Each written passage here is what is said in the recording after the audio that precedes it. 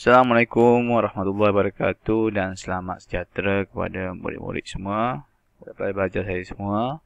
Baiklah, hari ini kita belajar menggunakan kaedah yang sedikit berlainan lah daripada sebelum ni. Kita gunakan kaedah rakaman macam ni. Saya rasa lebih, insyaAllah lebih efisien, lebih berkesan sebab kalau tak faham boleh ulang banyak kali. Dan saya rasa insyaAllah kita tengok macam mana.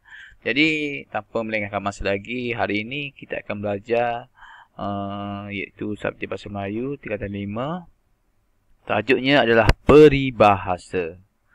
Peribahasa mesti kita pernah dengar kan, ayat-ayat ataupun kata-kata yang sering kita dengar, terutama daripada golongan-golongan orang lama ataupun orang tua, daripada mak ayah kita, tok nenek kita. Dan apa itu peribahasa? Baiklah, peribahasa ialah ayat ataupun kelompok kata yang mempunyai susunan yang tetap dan yang mengandungi pengertian yang tertentu. Baiklah, dalam peribahasa dia ada beberapa pecahan. Peribahasa ni dia luas, dia umum. Dalam tu dia ada anak-anak dia. Dia ada ceraian-ceraian dia. Yang pertama ialah simpulan bahasa. Yang kedua adalah perumpamaan. Yang ketiga, pepatah. Yang keempat ialah kata-kata hikmah. Dan yang kelima adalah bidalan. Mari kita lihat satu persatu daripada anak-anak kepada peribahasa ini. Yang pertama, simpulan bahasa. Apa itu simpulan bahasa? Simpulan bahasa biasanya terdiri daripada dua perkataan. Dia digunakan untuk menjelaskan lagi maksud sesuatu pengucapan dengan membawa erti yang mendalam. Dan kandungan maksud simpulan bahasa adalah berlainan daripada makna perkataan yang membentuknya. Contohnya, yang pertama, kaki ayam.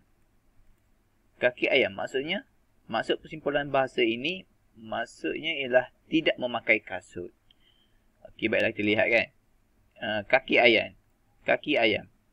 Mungkin kita masih maksud kaki ayam ni adalah berlainan dengan maksud tersirat dia. Ini maksud tersurat kaki ayam, maksud tersirat dia adalah tidak memakai kasut. Inilah peribahasa, inilah simpulan bahasa. Simpulan bahasa dia punya maksud tersurat dan tersirat adalah berlainan. Tapi dia sebenarnya dia saling berkait rapat. Sebab apa? Kita tahu kaki ayam ni macam mana. Ayam ni tidak pakai kasut, dia tiada alas di kakinya.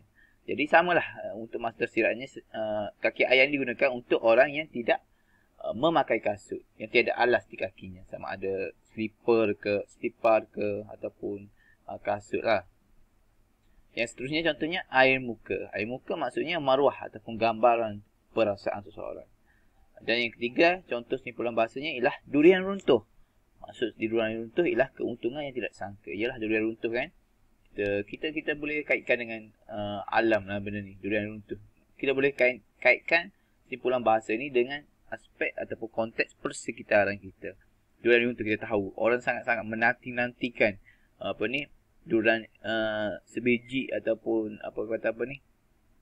buah durian kan. Semua orang kita tahu, rakyat Malaysia ni semua suka durian. Jadi kita semua kalau di kebun, siapa pernah pergi kebun ni tahu, sangat menanti-nantikan momen ataupun kata suasana ketika durian tu jatuh, jatuh. Jadi kita macam rasa bertuah lah ataupun rasa untung lah kalau banyak durian yang runtuh pada hari tersebut. Sama lah, durian runtuh digunakan untuk orang yang dapat keuntungan yang tidak disangka-sangkakan. Contoh ayatnya, macam mana kita nak gunakan simpulan bahasa dalam ayat. Contohnya yang pertama, adik terpaksa berkaki ayam pulang ke rumah kerana kasutnya telah dicuri. Okey, maksudnya adik terpaksa tidak. Dalam maksud tersiratnya ialah adik terpaksa berkaki ayam ni tidak memakai apa-apa alas di kaki pulang ke rumah kerana kasutnya telah dicuri. Okey, yang kedua, janganlah kita menghina ataupun menyindir sehingga menjatuhkan air muka seseorang kerana khawatir hal tersebut akan berbalik semula ke kita. Maksud sini, jangan kita menghina orang sehingga boleh menjatuhkan dia punya maruah, air muka ni maruah kan. Okey. Ada lagi contohnya, air muka Aiman berubah bila ditengking oleh gurunya atas hal yang beliau lakukan sebentar tadi. Air muka di sini bukan maksudnya macam di mukanya ada air, maksudnya maruah lah. Maksud tersiarnya.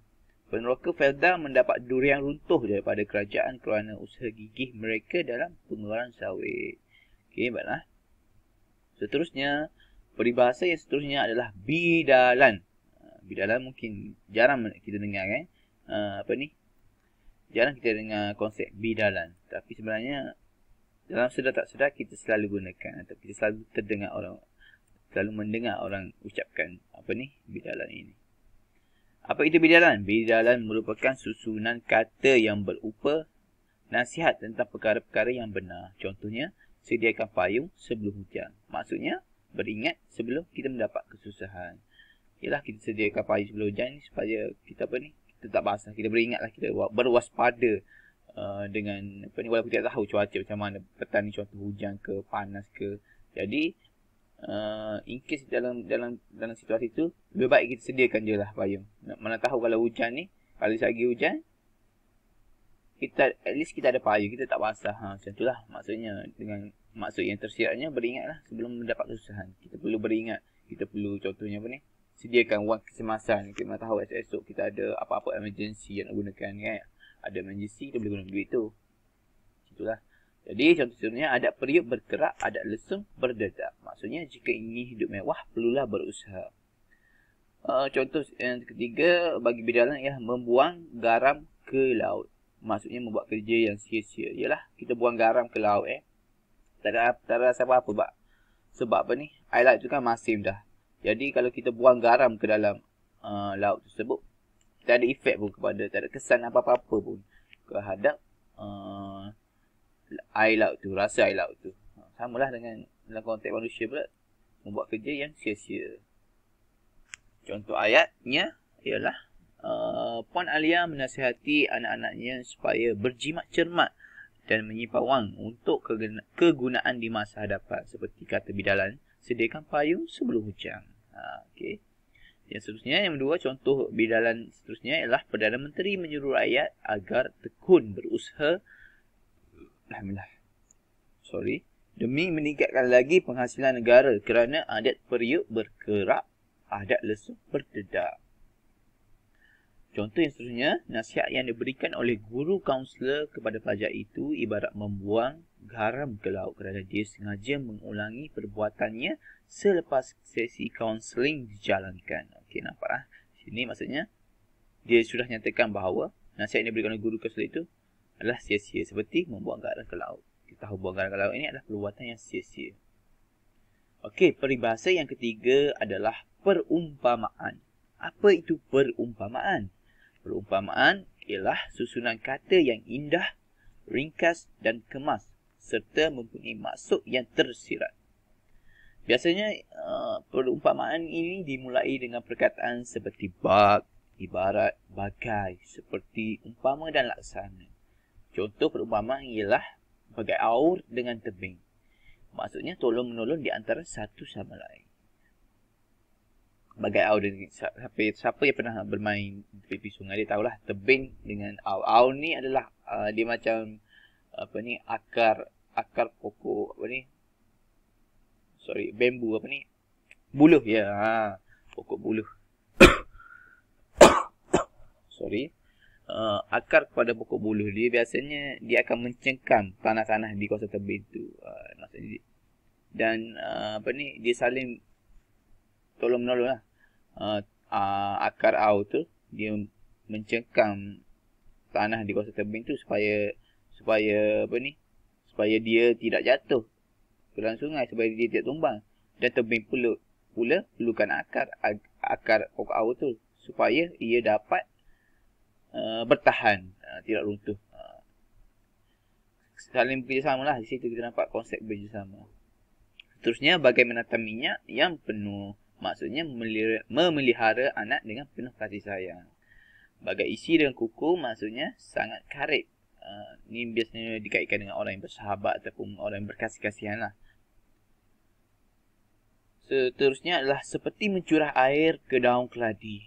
Maksudnya setiap nasihat yang diberikan ataupun sesuatu perkara yang ditunjuk ajat tidak diambil peduli serta tidak memberi kesan kepada seorang pendengar itu. Contoh ayat perumpamaan yang kita boleh gunakan adalah ayat kejiranan penduduk kampung amat rapat dan saling membantu antara satu sama lain. Seperti kata pepatah, bagai aur dengan tebing. Okey, baiklah. Tengok, ini saling membantu. Biasanya kita boleh gunakan macam ni lah. Tips dia ataupun cara kita nak menggunakan peribahasa lah, apa-apa peribahasa, perumpamaan ke perumpamaan ataupun bidalan dan sebagainya. Kita nyatakan dulu dia punya maksud tersirat dulu. Ni contohnya macam ni, penduduk kampung amat rapat dan saling membantu. Ni keyword dia, saling membantu antara satu sama lain. Barulah kita masukkan maksud Masuk peribahasa tu lah. Seperti kata pepatah, bagai aur dengan tebing. Okey, begitulah.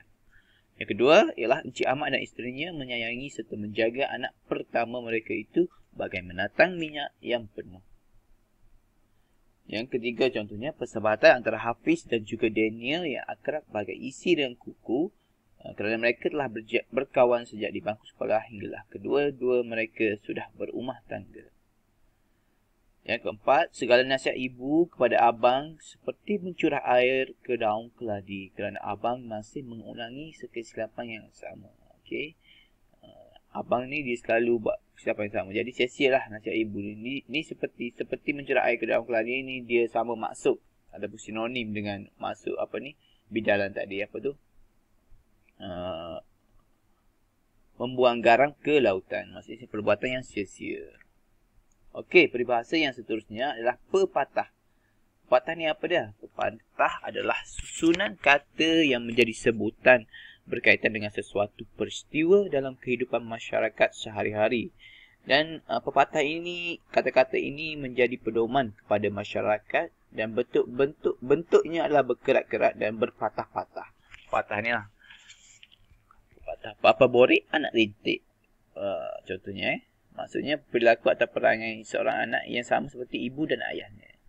Belukar sudah menjadi rimba. Maksudnya kesalahan yang tidak dapat diperbaiki lagi. Air yang dicincang tidak akan putus. Maksudnya jika berlaku suatu perselisihan antara adik-beradik akan berbaik semua seperti biasa. Maksudnya hubungan antara ahli keluarga ni, adik-beradik ni biasanya walaupun kita hari ni kita bergaduh, insya-Allah kita akan berbaik semula, akan kembali kepada biasa. Sebab apa? Sebab hubungan silaturahim itu memang sangat rapat, sangat akrab. Jadi dia tidak akan lari ke mana lah. Seperti air lah. Ni pepatah dia seperti air, di sini tidak akan putus. Air ni kalau kita kerak macam mana pun dengan pisau contoh kan. Kita kerak, masa kita kerak tu mungkin dia terputus sekejap. Lepas tu lepas kita angkat pisau tu, dia akan dia akan bercantum balik lah. Begitulah dia punya perumpamaan pepatah dia. Sudah jatuh ditimpa tangga, maksudnya berturut-turut mendapat kesusahan. Contoh ayatnya kita nak gunakan pepatah ni. Kau lihatlah anak sama itu seperti bapa borik anak rinting. Rajin berkemas seperti ayahnya juga, kata Fatimah. Dalam konteks ni, bapa borik anak rinting ni tidak semestinya bermaksud untuk maksud yang negatif. Dia positif macam ni boleh. Maksudnya ayah dia rajin samalah dengan anak dia rajin, macam tu. Contoh yang kedua ialah Amirul menyesal kerana sikapnya yang malas belajar menyebabkan dia gagal dalam peperiksaan. Namun belukar sudah menjadi rimba. Maksud belukar sudah menjadi rimba ni maksudnya Amirul ni sudah terlambat lah. Seperti nasi sudah menjadi bubur lah. Sarah yang tidak bertegur sapa dengan kakaknya selama setahun sekarang telah berbaik-baik semula kerana air yang dicincang tidak akan putus. Okey. Seterusnya contoh ayatnya, kasihan aku melihat Hafiz. Berbagai-bagai ujian yang ditimpa kepadanya sama seperti pepatah sudah jatuh ditimpa tangga. Mulanya kerja beliau diberhentikan, selepas itu rumahnya pula dimasuki pencuri. Okey, baiklah kita tengok lagi. Seterusnya peribahasa yang seterusnya adalah kata-kata hikmah. Kata-kata hikmah ni dia lebih ringkas lah daripada peribahasa-peribahasa yang di atas tu. apa itu kata-kata hikmah? Ungkapan ataupun punjangga ulama